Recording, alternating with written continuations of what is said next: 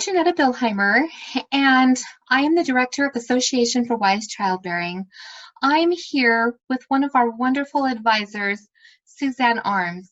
I am so excited to introduce you to her if you've not yet met her. Suzanne Arms is, well, she's a visionary, and she gets her message out there through words, images, and film. And she's an inspired teacher. She's a passionate yet compassionate public speaker. She is just wonderful. We have, in our association, in our classes, way from the beginning, we have been using her documentary film, Giving Birth Challenges and Choices. But way before that, Suzanne wrote Immaculate Deception. Here's my copy of Immaculate Deception. Oh, wow. That's the original. Yes. It's kind of dog-eared by now, but wow, this is a treasure. I'm so excited to have one of these maybe original copies. Yep. It might be one of the updated copies. I don't know. Because I know that you updated it. It's the original edition, and so it's classic, but there's two other editions after that that have some additional information in it. So I didn't completely change the book, although in the third edition, I started from scratch in my thinking and writing and ended up following the same outline, but it's just a lot more depth and a lot more about the nature of what's going on in the world that causes birth to be the way it is. Well, it's an amazing book, and of course it's in black and white because this came out in like the 60s, didn't it? This came out in 75, and then there's two other editions, one in the around 90 and one around 94. And the one around 90 is Giving Birth, Immaculate Deception, a fresh look at childbirth, and that has a blue cover and a baby in the water in someone's hands. And that one has about 36 pages of color photos. And then the following edition, they weren't able to print the color photos, but we added a lot more text and other photos. And so you were a photographer back then, and how did you get started with all of with coming out with a book and writing about it? What got you interested in doing these things? Well, I was a very typical woman at the time, and in other words, I knew absolutely nothing about what it meant to give birth, and the only classes that were really available were Lamaze, and usually taught by physical therapists, and there really wasn't much at the psychosocial level in terms of how women feel going into birth, much addressing fear, much addressing how to stand up for yourself and your baby's needs in a system that is not designed for mothers and babies, not designed for women, and not designed for birth. It's designed for medical intervention. So it wasn't until after I gave birth in a hospital known for natural childbirth and discovered all of the interventions that were thrown at me, because I came in early in labor, and because it was just the luck of the draw of who was on call in terms of the nurse. So I gave birth in the basement of a hospital in a windowless room. And it took about 9 months for me to start to question what the heck happened to me and to Molly. And I, as I used to talk about it, I would say,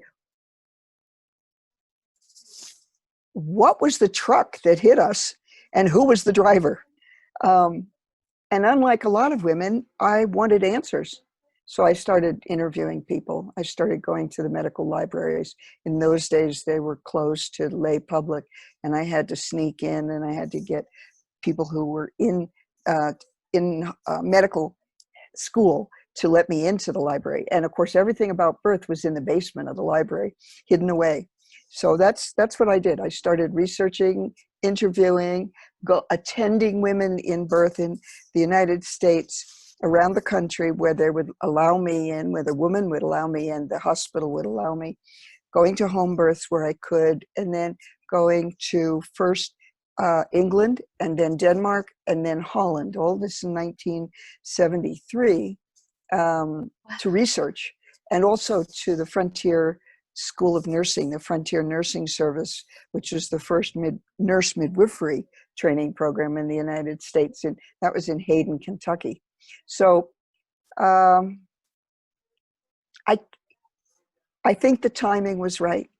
I think the world needed what I had to say, and I was crazy enough to think that if I told what was the truth that I discovered, that people would be really interested. And I had absolutely no idea that I would come up against an enormous amount of hatred, that I would dare question the American way of birth, which is basically a medical, hospital, surgical, drug intervention in the normal process.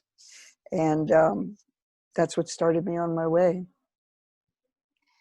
Well, and Suzanne is known as a grandmother to all of this. I mean, you've been working with women for generations now. And that's why I just feel so honored to interview you, because and to have you on our board as well, because you are amazing. You have done so much good in the world, and we've, I think that we've come a long way, and that there's still a ways to come. Well, the way I describe it is like the opening of A Tale of Two Cities of Charles Dickens. It was the best of times. It was the worst of times. If you're not aware of what you're about to step into, and you haven't prepared in any way for dealing with birth in a paradigm that has nothing to do with nature, then you can have a horrific birth. And when I gave birth, the worst thing that could happen would be that you would have drugs and separation afterward. But now you could have a scheduled cesarean for no good reason. In other words, the baby has no labor at all, and neither does the mother. And then the baby would end up in the ICU often. And so the worst outcomes are much worse than they were before. But on the other hand, the better outcomes and the quality of good births is much better than before. So we have a range of options for educating ourselves to prepare for labor, to let go of fear, because that's cultural fear. And we've been trained to be afraid. And because you do hypnobirthing, you know that so much of this is what women learn. They learn to fear.